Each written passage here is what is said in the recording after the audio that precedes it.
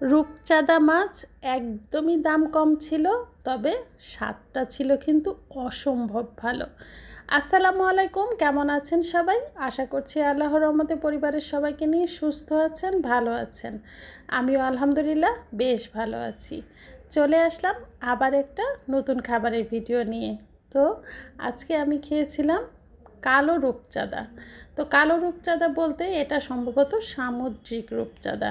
তো আমি এর আগে এই মাছটা রান্না করে খেয়েছি, ফ্রাই কখনোই আমি খাইনি। তো আজকে আমি ভাবলাম যে আস্ত করে ফ্রাই করব।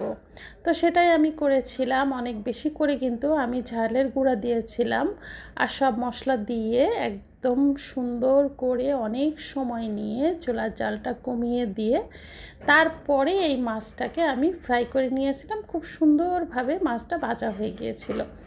তো আমি সব সময় আমার ভিডিও যারা দেখেন তারা অবশ্যই তো জেনে গেছেন যে আমি মাছ ভাজা যখন খাই তখন আমার মাছ ভাজার সাথে কাঁচা মরিচ, পেঁয়াজ, সরিষার তেল দিয়ে আমি ভর্তা করে নিয়ে তারপরে খাই।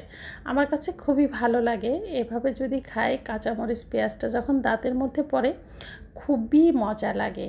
একদিন কিন্তু ট্রাই করে দেখতে পারেন। আর মাছটা যে এত মজা হবে আমি চিন্তাই করিনি যে ফ্রাই করে খেলে যে এতটা মজা হতে পারে। আর আমার মেয়েও খুবই পছন্দ করেছে, বলছে আম্মু মাছটা অনেক মজা ছিল। তো তারপরে আমি যে বেগুনের চাকও কিন্তু এর সাথে ভেজে নিয়েছিলাম, সুন্দর করে বেগুনের চাক ভাজি দিয়েও খাচ্ছিলাম, আবার মাছ ভাজা দিয়েও খাচ্ছিলাম। এত মজা লাগছিল। তো আমার আরও দুইটা তরকারি আছে কিন্তু আমি ভুলেই গেছি, এটা দিয়েই খেয়ে যাচ্ছি। তো যেহেতু মজা লাগছে সেহেতু তো খাওয়া ছেড়ে আর উঠতেই ইচ্ছা করতেছে না, এমন একটা অবস্থা। তো তারপরেও খেয়ে নিলাম। এরপরে আমি যেটা খেয়েছিলাম আলু ভর্তা। তো আলু ভর্তাটা করেছিলাম আমি কাঁচা পেঁয়াজ দিয়ে, শুকনো মরিচ দিয়ে হাতে মেখে সুন্দর করে আলু ভর্তা করেছিলাম। তো সেই আলু ভর্তা দিয়ে খেয়েছি। অবশ্য আলু ভর্তার সাথে সবসময় আমি ডাউল খাই, তবে আজকে আর ডাউল খাবো না। তো আমি আর শুধুই আলু ভর্তা দিয়েই খাচ্ছি, খুবই মজা লাগছিল। তো সবগুলি খাবারই আসলে মুখরোচক খাবার ছিল। এই ধরনের ভর্তা, মাছ ভাজা বা শাক ভাজা খুবই মজা লাগে কিন্তু এরকম খাবার। তো আরও সাথে পুঁই শাক ভাজি করেছিলাম। তো পুঁই শাক ভাজি খেয়েছিলাম। আর আমার কাছে পুঁই শাক ভাজিতে ডাঁটাটা আমার কাছে খুবই মজা লাগে। তো এক একজনের পছন্দ কিন্তু এক এক রকম।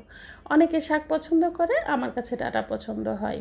তো সবার পছন্দ তো আসলে মিলবে না। যেমন আমার মেয়েটাই কিন্তু শাকটা পছন্দ করে, ডাঁটা খেতে চায় না। আর আমার কাছে ডাঁটাটা খুবই মজা লাগে, কারণ পুঁই শাকের ডাঁটাটা সুন্দর কচর কচর করে আমার কাছে ভালো লাগে।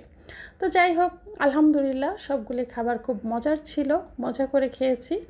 সবাই ভালো থাকবেন, সুস্থ থাকবেন। দেখা হবে পরবর্তী অন্য কোনো ভিডিওতে। আল্লাহ হাফেজ।